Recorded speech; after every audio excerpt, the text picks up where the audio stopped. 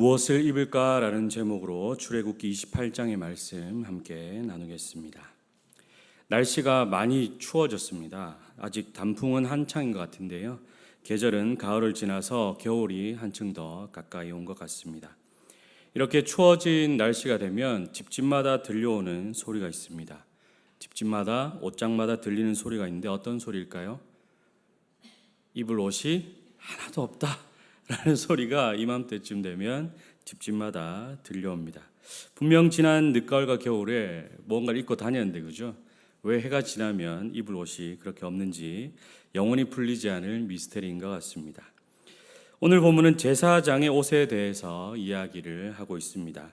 하나님께서 출애굽한 백성들에게 율법과 율례를 알려주시면서 제사장이 입어야 하는 옷에 대해서 말씀해 주시는 본문입니다. 하나님께서 우리에게도 너희는 이런 옷을 입고 살아라 해주시면 차라리 좋겠습니다. 그러면 매일 아침 무엇을 입을지 고민하지 않아도 될 것 같은데 말이죠. 인간은 옷을 입고 살아갑니다. 옷을 입고 살아가는데요. 때와 장소에 맞는 옷을 가려 입어가며 살아갑니다. 옷을 입는다는 것은 단순히 몸을 가리는 행위를 넘어서서 어떠한 목적을 가지고 있기 때문에 때와 장소를 가려가며 인간은 옷을 입습니다. 또한 옷은 신분과 직업을 나타내기도 합니다. 또 그 사람의 마음가짐을 나타내어 주기도 합니다. 그래서 때와 장소를 가려가며 옷을 잘 입는 것도 중요하겠죠. 면접을 보거나 맞선을 보는 자리에 아무렇게나 대충 입고 간다면 그 사람과는 대화를 나눠보지 않아도 그죠? 결론이 바로 나오겠습니다. 제가 만약 오늘 이 자리에 집에서 있는 잠옷을 입고 설교를 하겠다고 섰다면 여러분 저를 어떻게 생각하시겠습니까? 이상한 사람이 되었구나 하시겠죠? 그래서 때와 장소에 맞는 옷을 잘 입고 살아가는 것이 인간에게도 아주 중요한 것 같습니다. 오늘 본문이 참 길었습니다. 43절까지 있었는데요. 제사장의 옷도 이 긴 본문처럼 아주 복잡합니다. 읽으면서도 이것이 어떤 것인지, 어떻게 만들고 어떻게 입는 것인지 참 어렵게 느껴지기도 합니다. 오늘 본문에서 길게 묘사하며 소개하는 옷은 대제사장 혼자만 입는 옷입니다. 일반 제사장은 비교적 간편한 옷을 입었습니다. 일반 제사장이 입는 옷은 40절에 단 한 구절로 이렇게 표현하고 있고요. 다른 모든 구절은 대제사장이 입는 옷을 그렇게 표현하고 있습니다. 제사장들은 백성들과 구별된 그런 옷을 입었습니다. 그 중에서도 대제사장 한 명만이 더 특별한 옷을 입고 자신의 직무를 수행하였습니다. 대제사장이 이러한 특별한 옷을 입고 성막에서 자신의 직무를 수행하고 또 백성들 사이에 거닐 때에 조금은 특별해 보이겠죠. 동시에 대제사장의 그런 옷을 통해서 백성들은 하나님의 그 위대한 임재를 바라보게 되는 그런 역할도 있습니다. 화려하게 보석과 금과 여러 색깔의 실로 장식된 그 대제사장의 옷을 보면서 백성들은 하나님을 생각하게 되고 항상 경각심을 가지고 살아가게 되는 것이죠.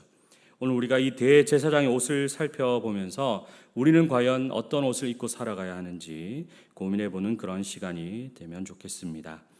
오늘 본문의 첫 단락은 1절에서 14절까지인데요. 대제사장이 입어야 하는 특별한 옷에 대해서 말해주고 있습니다. 옷의 제작법을 설명하기 앞서서 왜 그런 특별한 옷을 입어야 하는지에 대해서 하나님께서 말씀하십니다. 2절의 말씀을 보시면 내 형 아론을 위하여 거룩한 옷을 지어 영화롭고 아름답게 할지니 이렇게 기록합니다. 이 옷은 아론을 위한 옷, 즉 대제사장 한 명을 위한 옷임을 말합니다. 그리고 그 옷을 지어 입음으로 하나님 앞에 영화롭고 아름답게 될 것을 하나님께서 말씀하고 계십니다.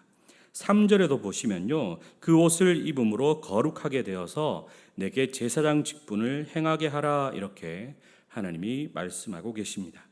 그래서 대제사장만이 이런 특별한 옷을 지어 입는 이유는 하나님 앞에서 그 옷을 입은 자가 영화롭고 아름답기 때문이고 또 그 특별한 옷을 입음으로 그가 거룩하게 하나님의 제사장 직분을 수행할 수 있기 때문입니다. 우리가 주변을 보면 특별한 목적을 가진 그런 사람들은 특별한 옷을 입습니다. 경찰이나 군인, 소방관 등의 사람들은 특별한 자신들만의 옷을 입죠. 자신들의 직업과 직무를 나타내는 그런 옷을 입고 살아갑니다. 그래서 누가 봐도 그 사람이 어떤 일을 하는지 잘 알 수가 있는 것이죠. 대제사장의 옷도 그러했습니다. 당시 시대의 옷이라는 것이 그렇게 특별하지 않았습니다. 다양하지도 않았고 화려하지도 않았습니다. 그때 당시의 옷은 간단한 천 조각으로 속옷을 삼아 입고 그 위에 통으로 짠 큰 천을 몸에 두르는 것 정도로 그것으로 당시의 옷을 삼았습니다. 거기에 필요를 따라서 이제 남자들은 허리띠를 하나 두르고 거기에 필요한 지팡이나 칼 등을 묶어 두기도 했습니다. 그런 것이 그때 당시의 옷의 전부였고 일반 백성들은 그 정도 입는 것만으로도 아주 잘 입는 것이었죠. 색깔도 다양하지 않았고 디자인도 다양하지 않았습니다. 아주 부자들이나 염색한 옷을 입고 비싼 재료로 만든 그런 옷을 입었다 하는 것이죠. 그러나 대제사장의 옷을 오늘 보니까요, 각종 보석과 금과 여러 가지 색깔을 입힌 실로 만든 아주 화려하고 특별한 옷을 입고 그 옷을 통해 자신이 어떤 사람인지 어떤 일을 하는 사람인지를 그렇게 드러내고 있습니다. 무엇보다 그 옷을 입고 하느님 앞에서 아름답고 영화로워야 하며 또 거룩함을 이 옷을 통해 드러내는 그런 삶을 대제사장이 살았습니다. 하나님께서도 그러한 목적을 가지고 흉패와 에봇과 겉옷과 반포 속옷, 관과 띠를 지어 입고 거룩한 제사장 직분을 행할 것을 그렇게 명령하셨습니다. 이제 그 옷들을 만드는 방법을 14절까지 이어서 이야기하시는데요. 의상 전문가분들이 보시면 이해를 하실지 몰라도 저는 읽으면서도 이해가 잘 되지 않았습니다. 그래서 사진을 준비했습니다. 함께 사진을 보시면 좋겠습니다. 네, 사진을 보시면요, 왼쪽에 있는 사진이 대제사장이 입는 그런 특별한 옷이고 오른쪽이 일반 제사장들이 입는 그런 옷입니다. 일반 제사장들이 입고 있는 옷이 반포 속옷이라고 하는 그런 옷입니다. 속옷이라고 표현하지만 오늘날 의미의 속옷이 아니라 그냥 안에 입는 옷, 그래서 속옷이다, 반포 속옷이다 이렇게 합니다. 그것을 입고 대제사장은 그 위에 이제 특별한 흉패와 에봇과 이런 것들을 입게 되는 것이죠. 다음 사진 한번 보시면, 네, 이것이 이제 대제사장이 입는 옷이거든요. 네, 보시면 약간 그 아까 보신 반포 속옷, 그죠? 그것을 입고 있고 위에 이제 청색의 옷을 또 입고 있습니다. 그리고 그 위에 치마같이 생긴 에봇을 이렇게 짜서 두르고 있습니다. 그리고 가슴에는 판결 흉패를 붙이고 있고 어깨에는 어깨바지, 머리에 관과 이제 띠를 메고 있는 그런 모습을 볼 수가 있겠습니다. 다음 사진 한번 보여주시면요. 네, 조금 자세히 보시면 이 사진이 이제 상체인데 여기 어깨에 보시면 호마노 보석에 그렇죠? 아들들의 이름을 6명씩 새겨서 어깨바지를 하고 있고 그 호마노 보석에는 금태를 두르고 또 그 어깨바지에 금사슬을 묶어서 앞에 판결 흉패에 붙이도록 하는 그런 모습을 볼 수가 있겠습니다. 하나님은 이토록 화려한 거룩한 옷을 지어 입고 하나님의 거룩한 대제사장의 직분을 수행하도록 하셨습니다. 그리고 12아들의 이름을 어깨 바지에 새겨서 기념이 되도록 하라 그렇게 말씀하셨습니다. 대제사장은 유일하게 구별된 특별한 사람입니다. 하느님 앞에서 하느님의 일을 하도록 특별한 임무를 받은 그런 구별된 사람입니다. 이스라엘의 12아들도 구별된 사람들이죠. 하느님께서 택하시고 부르신 12지파 이스라엘의 아들들의 이름입니다. 오늘날 우리도 모든 그리스도인들은 하느님께서 특별히 택하시고 부르신 자들입니다. 베드로전서 2장 9절에 의하면 우리는 거룩한 나라요 왕 같은 제사장이라 그렇게 표현하고 있습니다. 그리스도라는 대제사장을 쫓아 그와 함께 동력하는 우리는 제사장들입니다. 그런 우리는 이미 제사장의 특별한 옷을 입은 상태입니다. 구원받은 우리들은 그리스도로 옷 입혀진 자들입니다. 그 옷을 입었으니 그에 걸맞는 삶, 하나님 보시기에 영화롭고 아름다우며 거룩하게 하나님 일을 맡아 나가는 우리가 되어야 하겠습니다. 이제 본문의 두 번째 단락 판결 흉패에 대해서 보겠습니다. 15절부터 30절까지는 판결 흉패에 대해서 하나님이 말씀하십니다. 판결 흉패 사진도 자세히 한번 보겠습니다. 네, 이렇게 보시면 이 사진이 이제 판결 흉패인데요. 위로는 금사슬로 어깨바지에 이렇게 연결되어 있고 아래는 에봇 쪽에 끈으로 연결되어 있는 그런 모습입니다. 판결 흉패에 관해서만 하나님께서 16절을 할애하여서 그렇게 말씀하고 계십니다. 아주 복잡하게 보이지만 사진을 보시면 좀 더 나으실 것 같은데요. 에봇을 짜듯이 각종 색깔의 실로 천조각을 두 겹으로 짜고 그 앞에는 12보석을 붙입니다. 그리고 이 보석에는 12아들의 이름을 하나씩 새겨 놓습니다. 그리고 위아래로 고리를 만들어서 각 어깨 바지와 에봇에 연결되도록 그렇게 하십니다. 그리고 두 겹으로 만들고 그 겹 사이에 우림과 둠밈이라는 것을 넣어 두는 것이죠. 무엇보다 하나님께서 이 판결 흉패를 왜 명령하셨는가, 그 이유에 대해서 우리가 보면 좋겠습니다. 29절의 말씀을 보시면 이렇게 기록합니다. 아론이 성소에 들어갈 때에는 이스라엘 아들들의 이름을 기록한 이 판결 흉패를 가슴에 붙여 여호와 앞에 영원한 기념을 삼을 것이니라. 영원한 기념을 삼으라고 그렇게 말씀하십니다. 이스라엘 12아들의 이름은 하나님의 언약의 증거입니다. 하나님께서 아브라함을 부르시고 그를 통해 이삭과 야곱과 요셉을 허락하셨습니다. 그리고 야곱의 12아들은 이스라엘의 12지파가 되었습니다. 그들은 약속의 땅 가나안 땅으로 들어가 12지파의 이름으로 그 땅을 나누고 약속의 땅에서 살게 되었습니다. 하나님의 택하심과 구원의 약속, 그 언약의 증거가 이 12아들의 이름으로 남아 있는 것입니다. 하나님이 이것을 영원히 기념하도록 판결 흉패를 그 앞가슴에 차고 대제사장이 직무를 행할 것을 그렇게 명령하셨습니다. 앞서 살펴본 어깨 바지의 12아들의 이름도 그렇고 이 판결 흉패의 12의 이름도 하나님의 언약을 기념하고 기억하도록 하는 것입니다. 하나님께서 이스라엘 통해 많은 사람을 자신의 백성 삼으시는 그 언약을 기억하도록 하는 그러한 장식물입니다. 판결 흉패에 사용된 보석들은 매우 귀한 보석입니다. 지금도 그렇겠지만 당시에는 아주 값지고 귀한 보석들로 그 보석에 12아들의 이름을 새기고 그것을 하나님의 위대한 구원과 언약의 증거로 삼고 기념하도록 하나님께서 그렇게 말씀하셨습니다. 그래서 백성들이 볼 때 흉패의 그 12보석이 반짝일 때마다 하나님의 찬란한 영광을 보며 하나님의 구원을 기념하고 생각하는 것이죠.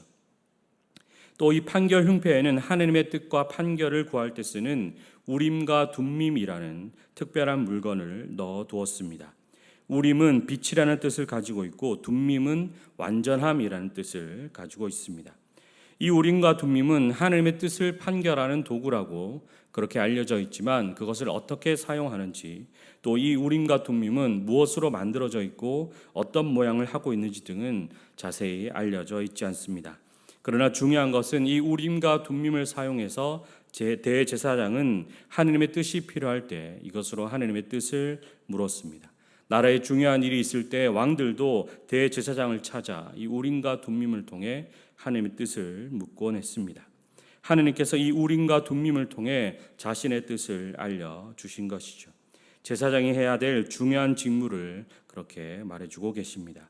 하나님의 뜻을 판단하여 묻고 그 뜻을 백성들에게 알려주는 것, 그래서 백성들을 바른 길로 인도하는 것이 대제사장의 직무라고 그렇게 말할 수 있습니다. 그래서 대제사장은 이 판결 흉패를 앞에 차고 하나님의 영광을 드러내었습니다. 또 하나님의 뜻을 묻고 그 뜻을 백성에게 알리는 직무를 행했습니다. 특히나 29절과 30절을 보시면 성소 안에 들어갈 때와 여호와 앞에 들어갈 때에 이 판결 흉패를 반드시 차고 다닐 것을 그렇게 명령하십니다. 하나님의 뜻이 그만큼 중요하다라는 것이죠. 하나님 나라의 제사장인 우리의 삶도 이러한 삶의 자세가 필요하겠습니다. 하나님 앞에서 하나님의 방법으로 판단을 받고 하나님의 뜻대로 살아가며 그 뜻을 전하는 삶을 우리가 살아가야 하겠습니다.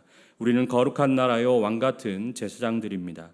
제사장의 특별한 옷을 입고 이 앞에 판결 흉패를 차고 하나님의 뜻을 분별하며 살아가는 우리가 되었으면 좋겠습니다. 오늘 본문의 마지막 단락은 제사장의 또 다른 옷을 나타냅니다.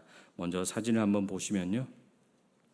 아까 보신 옷입니다. 이 사진을 보시면 파란색의 옷을 하나 더 입고 있는 것을 보실 수가 있습니다. 흰색의 반포 속옷 위에 청색의 겉옷을 입고 그 위에 에봇을 치마처럼 두르고 이제 앞에는 판결 흉패를 차고 있는 그런 모습입니다. 31절에서는 이 옷이 에봇 받침 겉옷이라고 그렇게 지칭합니다. 에봇 밑에 받쳐 있는 그런 겉옷이다라고 말하는 것이죠. 이 옷은 소매가 없고 머리를 넣어서 통으로 입도록 마치 원피스처럼 짜여진 그런 옷이라고 할 수 있습니다. 중요한 것은 여러분 저 청색 옷의 끝단에 보시면 마치 에봇처럼 수놓은 것이 보이는데 그 사이에는 금방울이 하나씩 그렇게 달려 있습니다. 33절과 34절을 한번 보시면요. 그 옷 가장자리로 돌아가며 청색, 자색, 홍색 실로 석류를 수놓고 금방울을 간격을 두어 달되 그 옷 가장자리로 돌아가며 한 금방울 한 석류, 한 금방울 한 석류가 있게 하라. 이렇게 하느님께서 말씀하셨습니다. 석류를 하나 수놓고 금방울을 달고 석류를 하나 수놓고 금방울을 달고 이런 식으로 그 청옷, 청색 옷의 겉옷의 끝자락에 방울을 달아둔 것이죠. 또 35절을 보시면요. 아론이 입고 여호와를 섬기러 성소에 들어갈 때와 성소에서 나올 때 그 소리가 들릴 것이라 그리하면 그가 죽지 아니하리라 이렇게 말씀하고 계십니다. 아주 특별한 용도가 있는 방울인 것이죠. 이 방울 소리가 대제사장이 직무할 때에 계속 들려야 한다는 것을 말해주고 있습니다. 그것이 대제사장의 생명과 연관이 되어 있다라는 것이죠. 어떤 의미이겠습니까? 이 방울 소리는 각성과 경계의 방울 소리라고 생각됩니다. 이 방울 소리를 들으면서 대제사장은 하느님 앞에서의 자신의 생명을 생각하게 되는 것이죠. 방울 소리가 들릴 때마다 한 걸음 한 걸음 내디딜 때마다 여호와 앞에서의 자신의 모습을 돌아보고 하느님 앞에 설 만한 거룩함과 경건함을 갖추었는지 자기 자신을 계속 점검해 본다 그렇게 생각됩니다. 우리의 삶에도 이러한 방울 소리가 필요하겠습니다. 무엇보다 우리 안에서 끊임없이 말씀하시며 우리를 인도하여 주시는 성령님의 음성에 날마다 민감하게 귀 기울이는 우리가 되면 좋겠습니다. 그 목소리를 따라서 하나님의 뜻에 순종하고 거룩하고 경건하게 살아갈 때에 우리의 참 생명이 지켜진다는 것을 명심하고 살아가는 우리 모두가 되기를 소망합니다. 마지막으로 제사장의 관과 관 앞에 적힌 그 금패, 여호와께 성결이라고 적힌 그 금패에 대해서 보겠습니다. 사진을 한번 보시면요. 제사장이 머리에 저렇게 관을 쓰고 있고 관 이마 쪽에 금으로 만든 패를 달았습니다. 그리고 그 패 위에 여호와께 성결이라는 문구를 새겨 놓도록 하느님께서 명령하셨습니다. 이 성패는 대제사장이 성물을 관리할 때 항상 착용해야 했습니다. 이 성패를 착용하고 드려진 예물을 관리할 때 하느님께서 그것을 받으신다고 38절의 말씀에서 기록하고 있습니다. 이 성패의 기능은 혹여나 모를 부정함의 제거를 맡고 있습니다. 사람의 죄는 대신 희생된 동물에게 모두 전가됩니다. 그리고 그 동물의 일부분은 대제사장에 의해서 하느님 앞에 귀한 예물로 올려 드려지게 됩니다. 혹여나 그때 발생할 수 있는 부정적인 부분이나 실수 같은 것을 제거하여 주는 기능이 이 성패의 기능이다라고 합니다. 무엇보다 여호와께 성결이라는 문구를 자신의 이마에 늘 착용하고 다닌다라는 것은 방울과 같은 효과를 준다고 봅니다. 이마에 쓰여 있다는 것은 누군가가 자신을 보았을 때 가장 눈에 잘 띄는 자리입니다. 만약 이마에 죄인이라는 낙인이 찍혀 있다면 어떠하겠습니까? 모든 사람이 나를 볼 때 나를 죄인으로 인정해 버립니다. 아무런 의심 없이 그렇게 보는 것이겠죠. 대제사장의 이마에 여호와께 성결이라고 적혀 있다라는 것은 대제사장 스스로가 항상 여호와 앞에 성결한 삶을 살아야 한다라는 것입니다. 또 그것을 보는 백성들 또한 그 문구를 볼 때마다 자신을 여호와 앞에 세우고 여호와 앞에 성결하게 살기를 다짐해야 했을 것입니다. 우리의 삶도 이러한 성결한 삶이 되어야 하겠습니다. 내가 먼저 성결하게 사는 삶을 통해서 나의 삶에 여호와께 성결이라는 그 문구가 보여져야 하겠습니다. 또한 우리의 삶을 보는 그 많은 이들이 우리의 삶을 통해서 여호와 앞에 성결하기를 다짐하는 그런 우리의 서로 도와주는 삶이 되었으면 좋겠습니다. 여러분, 이제 우리의 삶은 달라져야 하겠습니다. 아침에 출근을 하면서 세수도 하지 않고 머리도 빗지 않고 자던 옷을 그대로 입고 나가는 사람은 아무도 없습니다. 우리는 매일 아침 씻고 거울을 보고 용모를 다듬고 옷을 골라서 입고 나갑니다. 왜 그렇습니까? 사람들이 나를 보기 때문이죠. 사람들이 나의 옷차림과 나의 용모를 보고 나를 판단하기 때문입니다. 또 우리는 상황과 목적에 맞는 옷을 입고 살아가려고 합니다. 그렇다면 우리가 매일 살아가면서 입어야 될 옷은 어떤 옷이겠습니까? 로마서 13장 14절에서는 구원받은 우리에게 이런 모습으로 살라고 말해주고 있습니다. 오직 주 예수 그리스도로 옷 입고 정욕을 위하여 육신의 일을 도모하지 말라. 또 갈라디아서 3장 27절에는 이렇게 기록합니다. 누구든지 그리스도와 합하기 위하여 세례를 받은 자는 그리스도로 옷 입었느니라. 그렇습니다. 성도 여러분, 우리가 매일 입고 살아야 하는 옷은 그리스도의 의의 옷입니다. 우리를 위하여 십자가에 피 흘려 주신 그리스도, 그분의 의로 만들어진 그 옷을 우리가 입고 살아가야 하겠습니다. 그 옷은 용서의 옷이며 사랑의 옷입니다. 또한 그 옷은 의로움의 상징입니다. 전혀 의로울 수 없는 우리가 그리스도의 의로움으로 인해 용서받았고 구원받았으니 우리는 날마다 그리스도의 그 의의 옷을 입고 살아가는 자들이 되어야 합니다. 아담과 하와는 선악과를 먹고 자신의 몸을 가리고자 무화과 나뭇잎을 엮어 옷을 만들어 입었습니다. 자신들의 그 죄 지은 부끄러운 몸을 가리고자 했습니다. 그러나 그들이 지어 입은 옷은 겨우 나뭇잎으로 엮은 옷입니다. 무화과 나뭇잎은 어른의 손바닥만한 그런 잎입니다. 그거 몇 잎 엮어서 겨우 자신들의 그 죄된 육신을 가린 것이죠. 우리가 날마다 살아가면서 입고자 하는 세상의 옷이 그런 옷입니다. 가린도가 하나 결코 가릴 수 없는 옷이고 바람 한 번 불면 다 날아가 버리는 또 금세 잎이 말라 바스라질 그런 옷입니다. 우리가 날마다 입고 사는 세상의 옷이 그렇다는 것이죠. 결코 우리의 삶을 바꿔 줄 수 없으며 우리의 죄된 본성의 삭신, 사망의 문제를 해결할 수 없는 그런 옷입니다. 우리가 날마다 이 땅을 살아가면서 이 땅의 일들을 해결해 보고자 여러 가지 옷을 입어 보려 합니다. 어떻게든 해결해 보려 하지만 이 땅의 그 나뭇잎 옷으로는 결코 무언가도 해결할 수가 없는 것입니다. 그러나 여러분, 하나님께서 아담과 하와를 용서해 주시면서 어떤 옷을 입혀 주셨습니까? 동물을 잡아 그 가죽 옷을 입혀 주셨습니다. 사람의 죄를 대신해 동물의 피를 흘리셨고 그 가죽으로 튼튼하고 헤어지지 않는 그러한 옷을 입혀 주셨습니다. 아담과 하와는 그 옷을 입고 남은 인생을 하나님의 뜻대로 잘 살아갔습니다. 이제 우리도 하나님이 지어주시는 옷을 입고 하나님의 뜻대로 잘 살아가는 자들이 되어야 하겠습니다. 우리에게 어떤 옷이 주어져 있습니까? 그리스도의 의의 옷이 우리에게 주어져 있습니다. 우리는 날마다 아침마다 마음의 옷장을 열고 세상의 것들로 장식된 옷, 세상의 방법으로 짜여진 옷이 아닌 그리스도의 의의 옷을 입고 하루를 시작해야 하겠습니다. 대제사장이 입은 옷보다 더 빛나고 화려한 해와 같이 빛나는 그리스도의 의의 옷을 입고 날마다 살아가는 우리가 되기를 소망합니다. 그리스도의 그 의의 옷을 입고 하나님의 말씀을 분별하며 그 말씀의 종소리를 듣고 날마다 깨어있는 삶을 살아가며 항상 여호와 앞에 성결하기를 힘쓰는 우리의 삶이 되었으면 좋겠습니다. 오늘 저녁 잠자리에 드시면서 또 내일 아침을 맞이하시면서 내 마음의 옷장에는 과연 어떤 옷들이 있는지 한번 살펴보기 원합니다. 세상의 것들로 짜여진 옷, 세상이 좋아하는 옷이 아닌 오직 그리스도의 의의 옷을 입고 날마다 하나님과 동행하며 하나님의 뜻대로 거룩하고 경건하게 살아가는 저와 여러분이 되기를 간절히 소망합니다.